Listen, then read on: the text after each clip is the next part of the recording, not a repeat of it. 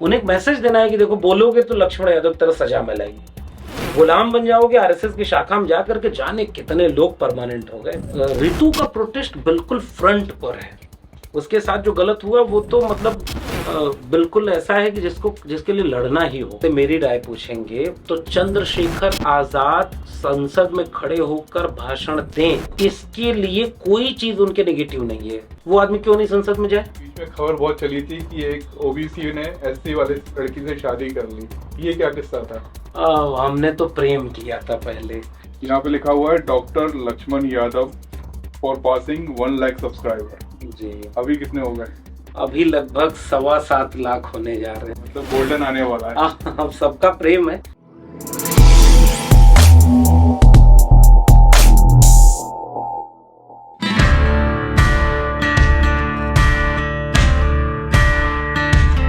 तो देखिए हम कहाँ हैं। हेलो,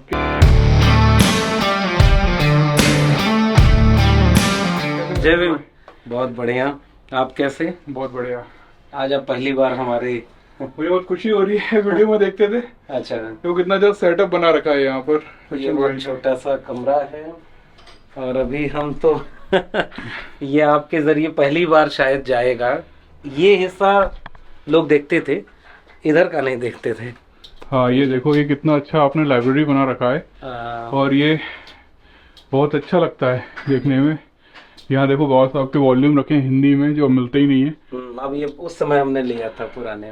और बहुत सारी किताबें हैं यहाँ। किताबें अभी बहुत सारी किताबें नीचे अलमारियों में रखी हैं, ये तो थोड़ी सी हैं। और अभी मैं यहीं एक छोटा सा वीडियो शूट कर रहा था। आप वीडियो शूट कर रहे हैं अभी यहाँ पर? हाँ, अभी तो यही आप खुद ही एडिट करते हैं क्या? ये एक हमारा घर का बच्चा है, साथ में रहता है, और बाकी मैं खुद करता हूँ। क्या बात है, मल्टी टैलेंटेड हो आप तो।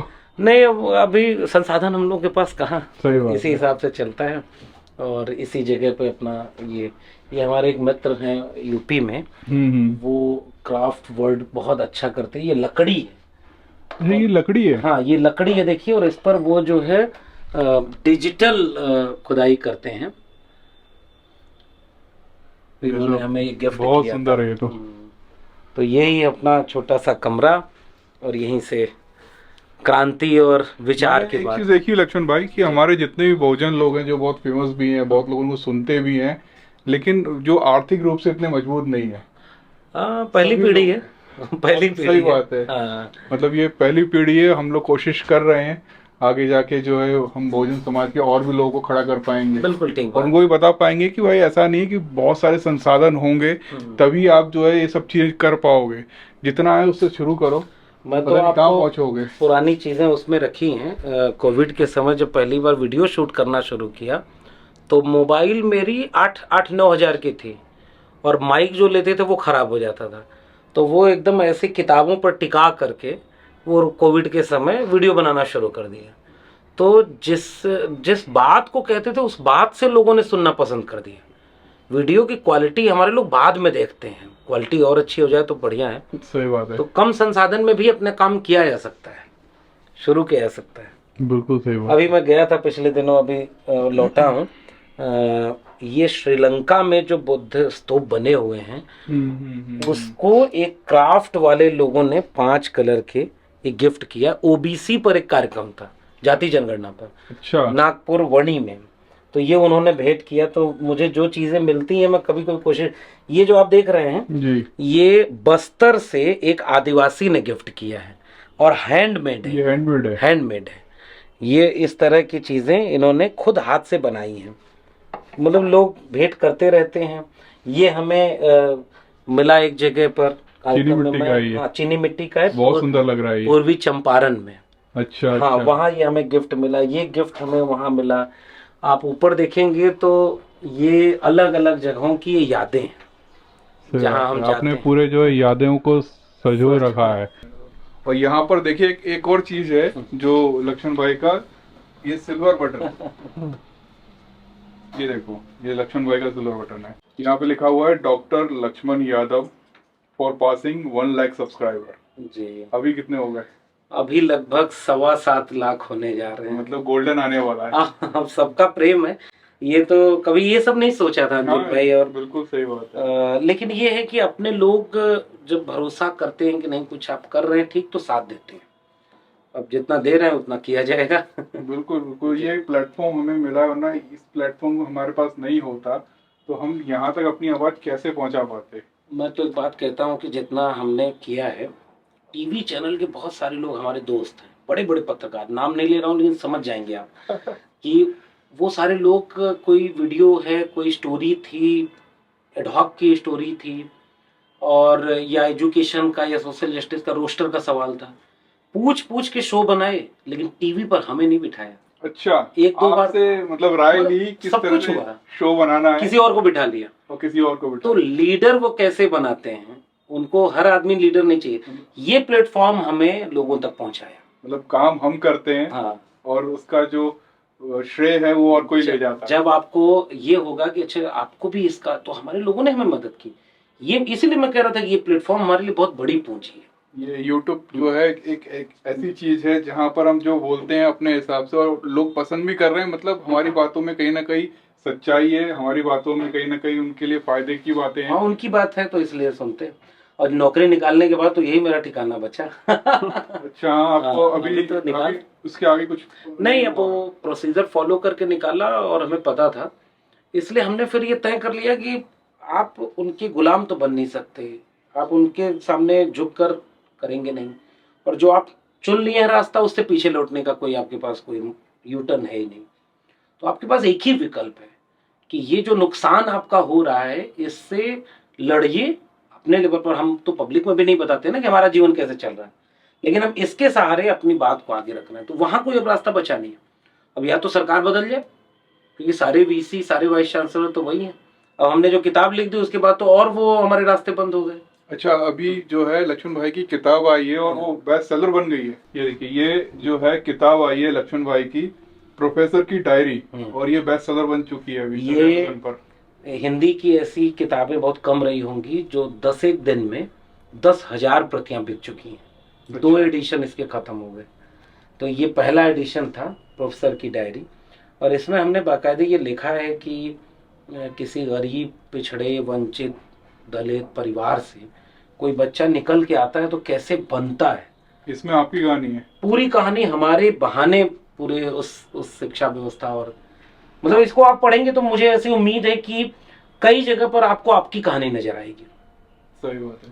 केंद्र में मैं हूं क्योंकि मेरी डायरी है, तो मेरे किस्से, मेरी यूनिवर्सिटी, मेरी चीजें ज्यादा हैं, लेकिन मेरी कोशिश ये थी कि कोई पढ़े, अगर कोई शिक्षा से जुड़ा हुआ और फर्स्ट जनरेशन वाला व्यक्ति, हम सारे लोग पहली पीढ़ी, बिल्कुल, उसके कहीं ना कहीं एहसास हो कि हाँ ये हमारी कहानी है।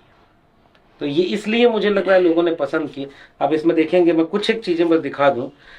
इस किताब की सबसे खूबसूरत बात ये है प्रोफेसर की डायरी जी, उच्च शिक्षा की अनकही कहानी, और ये समर्पित किया है हमने रोहित वेमुला और उन जैसी अधूरी रह गई अनगिनत संभावनाओं।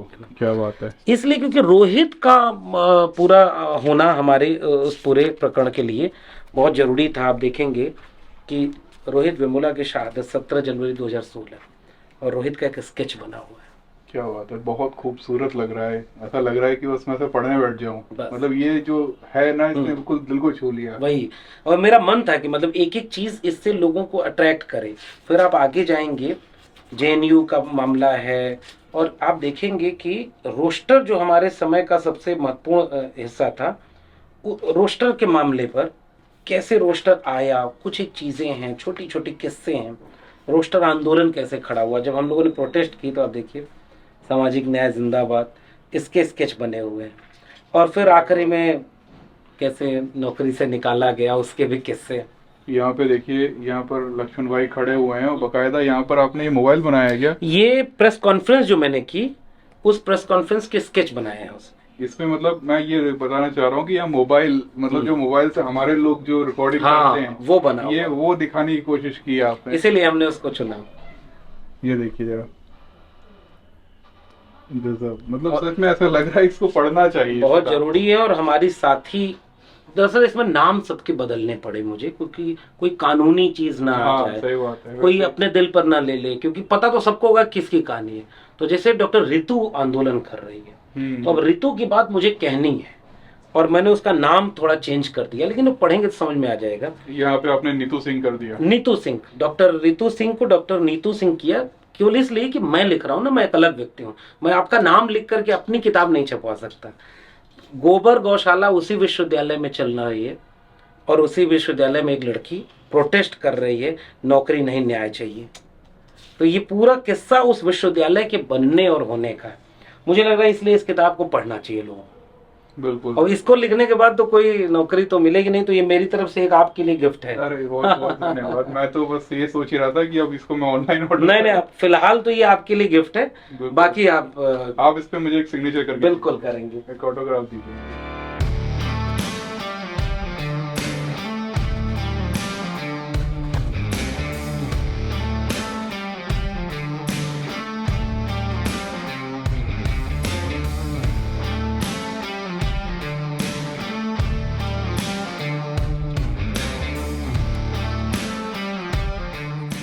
आपने मतलब डॉक्टर ऋतु का नाम लिया, तो वो जो आंदोलन कर रही हैं, आपको लगता है उसका कोई भविष्य है, या वो कब तक करेंगे, कब कितने दिन बैठेंगी वो? मैं तो यही कहूँगा कि ये हिम्मत बहुत कम लोगों में होती है जो डॉक्टर रितु के पास है। और मैं कई बार गया, मैंने वहाँ जाके भाषण किया। जब मेरी नौकरी थी उस समय भी मैं वहाँ भाषण करके ये बोल के आया कि रितु को फेक कंप्लेन करके निकाल दिया गया, झूठी कंप्लेन है, चार्जशीट फाइल हो गई, तो जिसके ऊपर एक्शन होना चाहिए वो वीसी के साथ बैठी हुई है और एक फर्स्ट जनरेशन की लड़की का करियर खराब कर दिया। तो ये हिम्मत, और ये काम बहुत लोगों के साथ हुआ होगा। मैं तो कह रहा हूँ ना, रोहित कोई पहला व्यक्ति नहीं था, डॉक्टर पायल तड़वी कोई पहली नहीं थी, लेकिन उन्होंने अलग रास्ता चुन लिया। रितु ने कहा कि नहीं, हम लड़ेंगे। सही बात है, मतलब सुसाइड करने से अच्छा नहीं, तो क्यों लड़के मरे, मतलब। और एग्जैक्टली इसीलिए उसने कहा कि नौकरी नहीं, न्याय चाहिए। मुझे नौकरी से निकाला तो प्रोसीजर फॉलो करके। तो हमने भी इसीलिए बोला कि ये किताब क्यों लिखी, केवल इसलिए कि मेरी नौकरी नहीं मिलेगी इतना ही होगा ना, मेरा हुनर, मेरी किताबें, लोगों का प्रेम, वो कैसे कोई छीन सकता है। तो हम उसके लिए अपना काम कर रहे हैं अपने तरीके से, अब उस प्रोटेस्ट को आगे बढ़ा रहे हैं। रितु का प्रोटेस्ट बिल्कुल फ्रंट पर है, उसके साथ जो गलत हुआ वो तो मतलब बिल्कुल ऐसा है कि जिसके लिए लड़ना ही होगा। आगे आंदोलन का क्या होगा मैं इस पे कुछ नहीं कह सकता। मतलब होना तो यही चाहिए कि वो प्रिंसिपल गिरफ्तार हो जिसने करियर खराब कर दिया लोगों का। जाने कितने लोगों के साथ और क्या करते होंगे ये लोग, लेकिन उसके लड़ने की वजह से मुझे लगता है कि वो आंदोलन जीत चुकी है। जो हिम्मत उसने दिखाई, और उस हिम्मत को मैं सलाम करता हूँ। लक्ष्मण भाई एक बात बताओ, हम इतनी मेहनत से पढ़ते हैं, लिखते हैं, आगे बढ़ते हैं, हमारा पैसा भी नहीं होता है ज्यादातर भाइयों के पास, वो जैसे तैसे आगे बढ़ते हैं और नौकरी पाते हैं और इस तरह से हमें निकाल देते हैं, फिर मतलब कैसे हिम्मत होगी, हजारों लोगों की हिम्मत टूट जाती है। अब मैं क्या बताऊं, जो किताब सामने है ना, इसलिए इस किताब का मेन दर्द ही यही है। मेरी क्लास में एक बच्चा, एडमिशन के समय एक बच्चा आता है, उसका 1% आधा % नंबर कम होता है, वो रोने लगता है, परेशान होता है। मैं उससे कहता हूँ कि कोई बात नहीं, कहीं और एडमिशन हो जाएगा। कहा नहीं सर, कहीं और तो मैं वैसे पढ़ लेता, मेरा सपना है कि मैं DU पढ़ूं। तो बहुत सारे लोग तो सिस्टम का शिकार हो गए, और बहुत सारे लोग जातिवाद का, अन्याय का। हमें क्यों निकाला भाई? उन्हें एक मैसेज देना है कि देखो, बोलोगे तो लक्ष्मण यादव तरह सजा मिलेगी, गुलाम बन जाओगे RSS की शाखा में जाकर के। जाने कितने लोग परमानेंट हो गए, एक एक परिवार के 10-10, 15-15, 20-20 लोग परमानेंट हुए हैं। सही बात है, जिसको मन किया सबको भर दो। लोग पैसे देकर परमानेंट हुए, हमने इशारे में यहाँ लिखा है, बोलता तो खुल के हो। तो ये किसकी बर्बादी हो रही है? पहली पीढ़ी के हम लोगों की, क्योंकि 90 के बाद तो पहली बार इस देश के दलित, पिछड़े, आदिवासी विश्वविद्यालय तक आए। तो ये सारे लोग फर्स्ट जनरेशन है। बिल्कुल। और इनको आप ऐसे मार रहे हो कि मतलब, क्योंकि ये पढ़कर बोलते हैं, सवाल करते हैं। अब तो आपको गुलाम लोग चाहिए, इसलिए ये हर तरह से कभी 13 पॉइंट रोस्टर ले आते हैं, कभी एजुकेशन को प्राइवेटाइज कर देते हैं। आप बताइए ना, 300 रुपये फीस थी तो मैं इलाहाबाद यूनिवर्सिटी पढ़ लिया, वही फीस अगर 3000 होती तो मैं नहीं पढ़ पाता। आज उसकी फीस 400% बढ़ा दी। आंदोलन जो लड़के करने के वो जेल में डाल दिए, तो रुकेगा कौन? 400% बढ़ा दी। तो ये सब चीजें जो हैं, ये राजनीति से बदली जा सकती हैं। राजनीति ही तो ये कर रही है, हम तो यही समझा रहे। इसमें एक चैप्टर है, आई हेट पॉलिटिक्स। अच्छा। तो उसका मतलब ये है कि हम किसी से जब बात कर रहे हैं तो वो कह रहा है नहीं, हमारा काम तो प्रोफेसर का पढ़ना है, केवल सिलेबस पूरा करना है, पढ़ाना है, किताब, राजनीति नहीं जानी हमें। स्टूडेंट है तो उसको भी लगता है कि नहीं नहीं चुपचाप पढ़ेंगे। भाई तुम्हारा सिलेबस कौन बना रहा है? पॉलिटिक्स। तुम्हारी फीस कितनी होगी कौन डिसाइड कर रहा? पॉलिटिक्स। तुम परमानेंट होगे नहीं होगे, एजुकेशन पॉलिसी तुम्हारी क्या होगी वो कौन बनाया? पॉलिटिक्स। और तुमको उसी पॉलिटिक्स ने सिखाया कि यू हेट पॉलिटिक्स। लेकिन वहां भी एक समस्या है कि जितने बहुजन नेता हैं जितने भी हैं ये आपस में एकजुट नहीं हो पा रहे हैं। इसमें हम क्या करें बताइए। हमारे एक मित्र है, वो एक दो बार उन्होंने फोन भी किया, उन्होंने कोशिश की महू से लेकर के जंतर मंतर तक पैदल मार्च किया। शायर हैं अभिषेक, और उसने यही कोशिश की कि जितने दलित नेता हैं वो एकजुट हो जाएं, ओबीसी हैं वो एकजुट हो जाएं। अब इसका कोई एक फॉर्मूला मैं क्या बताऊं, ये तो तोड़ने वालों ने तोड़ रखा है और वो नहीं चाहेंगे कि ये जुड़ जाए, क्योंकि ये जुड़ जाएंगे तो राज तो यही करेंगे। मानवर कांशीराम जोड़ना चाहे, अब लोग जोड़ना चाह रहे हैं, लेकिन लोग नहीं समझ रहे। तो इससे नुकसान मुझे लगता है कि नेताओं का क्या है साहब, नेता तो ठीक है उनका थोड़ा नुकसान है, समाज का कितना बड़ा नुकसान है। नीतीश जी को जो है प्रधानमंत्री का चेहरा बनाया गया, बताइए ना, मतलब ये हाल है कि हम तानाशाह को रोकने के लिए सबको एकजुट किए, सब एकजुट नहीं हो गए तो हम उसी तानाशाह के साथ पास चले गए। ये कौन सी पॉलिटिक्स है भाई? जयंत चौधरी आपको, मतलब आप राज्यसभा भी आज की तारीख में सपा के टिकट पर हैं, आप सपा के समर्थन से हैं, और सीटें नहीं मिल रही थी, बैठ के लड़ लेते। जैसे स्वामी प्रसाद जी हैं, बिल्कुल, मैं तो अभी उसी पर वीडियो बना रहा था स्वामी प्रसाद जी। अच्छा। स्वामी प्रसाद मौर्य का एक बयान अगर गलत हो तो आप कानूनी कार्रवाई करो। बिल्कुल। अगर पॉलिटिकल देखना है तो सपा तो आज पीडीए की बात कर रही, तो वही बात तो स्वामी प्रसाद कर रहे हैं, वही पल्लवी पटेल करे। विरोध कौन कर रहा है? अपर कास्ट के नेता, जिनका अपना 90% वोट बीजेपी की तरफ जाता है। तो ये पॉलिटिक्स बहुत खराब जगह पे है। बीजेपी किसी को डरा के, किसी को खरीद करके, किसी को लालच दे करके अपना मिला रही, और हमारे अपने लोग छिटक रहे हैं। तो ये तो सारे मरेंगे, कोई एक नहीं बचेगा। मतलब अगर जयंत चौधरी, चलिए आप सत्ता में चले जाएंगे, नीतीश कुमार वहां चले जाएंगे, इतिहास हेमंत सोरेन को याद रखेगा। बिल्कुल सही बोला आपने। राजभवन से जेल गया। इतिहास तेजस्वी यादव को याद रखेगा, सब कुछ हार गया फिर भी हिम्मत नहीं हारी, आंख में आंख डाल करके बोल के आया कि जो आप झंडा उठाए थे वो मैं लेके चलूंगा। आज यूपी में सबसे ज्यादा जरूरत है, और मैं तो आपके सामने भी कह रहा हूं, आज भी मौका है। बहन जी हो, अखिलेश जी हो, या जितने भी लोग हैं, अगर ये लोग एकजुट हो जाएं तो राजभर तो अपने आप आ जाएंगे, या नहीं आएंगे तो समाज उनसे लड़ेगा। नहीं, अगर आप एकजुट होगे तो फिर तो बड़ा मुश्किल डगर दिख रही है। अब ये इसके बाद क्या होगा? हम तो भाई अपने दम पर यहाँ तक आ गए, कुछ जी खा लेंगे जिंदा रहे तो, नहीं तो आजकल माहौल बड़ा खराब है। हम तो जी खा लेंगे, हमारे पीछे जो लोग हैं ना उनका बहुत अन्याय हो रहा है। तो क्या कहेंगे? ये एक साथ होते तो मुझे लगता है कि राज करते हैं, एक राज भी करते। अब चंद्रशेखर आजाद जो है वो नगीना से लड़ रहे हैं, तब इनमें से कोई भी सपोर्ट नहीं कर रहा है उनको। अगर सपोर्ट कर देंगे मुझे लगता है वो जीत जाएंगे। मतलब आज की तारीख में अगर आप मुझसे मेरी राय पूछेंगे तो चंद्रशेखर आजाद संसद में खड़े होकर भाषण दें, इसके लिए कोई चीज उनके नेगेटिव नहीं है। जितना संघर्ष उन्होंने किया, जितना लोगों के साथ खड़े रहे, विचारधारा, कमिटमेंट, वो आदमी क्यों नहीं संसद में जाए? तो ये तो एकदम साफ सवाल है। अगर अखिलेश और जयंत मिलकर इनको वहां भेज देते तो मुझे लगता है आज भी मौका है, पॉलिटिकली फायदा इनको ही होता। आज भी मौका है। आज की तारीख में उत्तर प्रदेश की एक जरूरत तो जयंत चौधरी के जाने के बाद खासकर और बढ़ गई है। जयंत चौधरी से चंद्रशेखर आजाद का अच्छा रिश्ता, वो चाहते भी थे। अखिलेश जी के साथ गठबंधन भी चल रहा था। भाई कैराना वाली सीट तो जीते, तीनों लोग एक साथ मंच पर थे। बिल्कुल। तो जयंत चौधरी, अखिलेश यादव और चंद्रशेखर आजाद सब थे। ये समीकरण जयंत चौधरी की तरफ से टूटा है। अभी भी मौका है। मैं तो पॉलिटिकल बात तो सीधे कहना पड़ेगा ही कि आज भी दलित समाज का ज्यादातर वोट तो एक इमोशन, क्योंकि बहन जी की इमोशन है। देखिए, जब तक रहेंगी बहन जी की जगह तो कोई नहीं ले पाएगा। सही बात है। फिर भी उस इमोशन के बावजूद चंद्रशेखर ने थोड़ी तो जगह बनाई है अपनी। भले वो चुनाव नहीं जीत रहा, इससे ये नहीं हो जाएगा कि वो नेता नहीं बनेगा। वो नेता है, बिल्कुल बन चुके हैं। तो बन चुके हैं। और उस आदमी को, उस नेता को आप सहयोग करके सदन में खड़ा करेंगे तो वह विचार मजबूत होगा, वो लड़ाई मजबूत होगी। जो सपा भी लड़ना चाह रही है, जो बसपा भी लड़ना चाह रही है, जो चंद्रशेखर भी लड़ना चाह रहे हैं, तो फिर तो समर्थन करना चाहिए, खुली बात है। यही सब चीजें जो होती है ना, इन्हीं को देखकर कुछ ऐसे लोग जो राजनीति में ज्यादा इंटरेस्ट नहीं करते, वो ये बोलते हैं राजनीति बहुत गंदी कीचड़ है, हमें उसमें नहीं घुसना। तो कोई भरोसा नहीं कि आपका कब साथ वाला आपका साथ छोड़ हाँ, जाए। ये बिल्कुल ठीक बात है। अरे पति पत्नी में शादी होती है, मेल नहीं खाता है तो क्या करते हैं। कई खराब चीज है, जैसे राजनीति खराब है, अच्छी कैसे होगी? अगर आप उसको इग्नोर कर देंगे तो कोई और तड़ी पर आके बैठ जाएगा। अगली बार नंबर किसका है देखिएगा, आपकी मान लो मोदी जी हैं, उसके बाद कौन आ रहा है, तो वो और कहीं खराब ना हो जाए, तो उससे फिर कैसे बचेंगे आप? इससे बढ़िया है कि अपने नेताओं से थोड़ा नाराज होते, आप इन अपने नेताओं से हम थोड़ी बहुत नाराज होकर लड़ भी सकते हैं। अब बीजेपी से कैसे लड़ोगे, संविधान बदल दिया तो।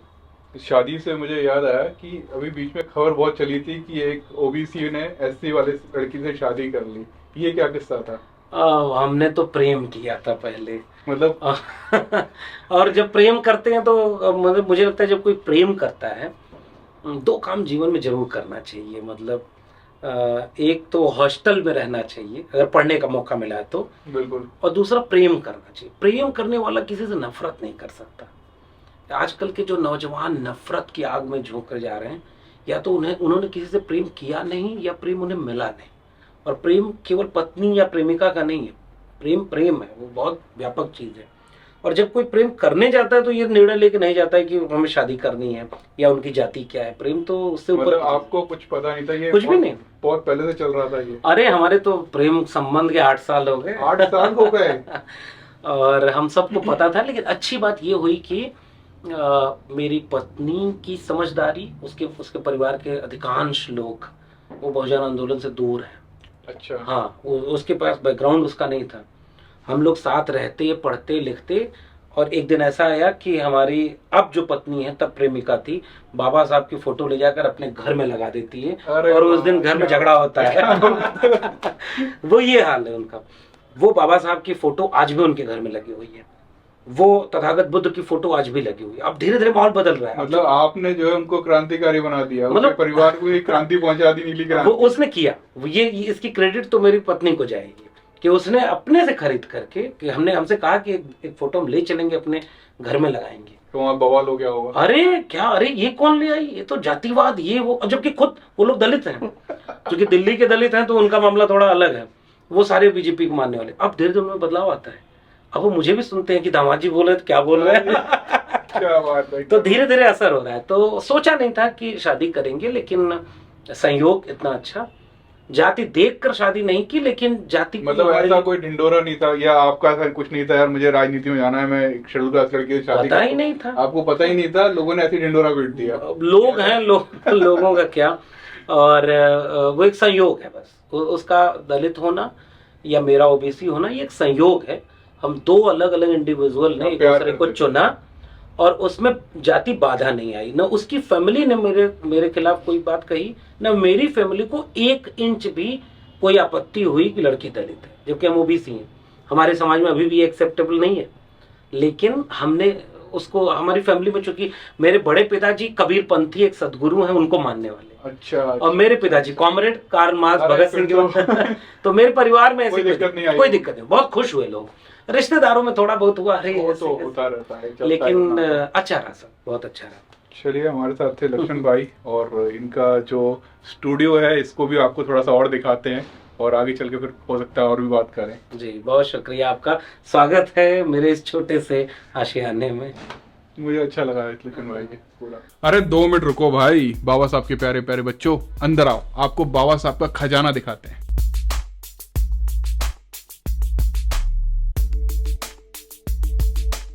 अगर आपको हमारी किसी भी तरीके से मदद करनी है तो हम डोनेशन नहीं लेते। हम एक वेबसाइट चलाते हैं तथागत.live, जहां पर बाबा साहब का पूरा साहित्य, हमारे बहुजन नायकों का पूरा साहित्य, कैलेंडर, बुक्स, जो भी आपको कहीं भी देखने को नहीं मिलेगा वो हमारी वेबसाइट पर है। आप अगर वहां से ऑर्डर करते हैं तो वो सारी चीज़ें आपके घर तक आएंगी। बच्चों को ए से अम्बेडकर पढ़ाइए, का से काशीराम पढ़ाइए, इंग्लिश, हिंदी, तमिल, तेलुगु, हर भाषा में हम बाबा साहब का साहित्य बच्चों तक पहुंचा रहे हैं, और मराठी भी। इसी के तहत हम युवाओं को अम्बेडकरवादी विचारधारा से जोड़ रहे हैं। अगर आपको बहुजन नायकों का कोई भी साहित्य खरीदना है तो आपको मिलेगा तथागत.live पर। तथागत.live डालेंगे, आपको वहां पर बहुत सारी किताबें खुलेंगी, और वहां पर आप जब भी कोई सामान खरीदते हैं तो वो आपके घर तक पहुंचाया जाएगा, और हमको इससे काफी मदद मिलेगी।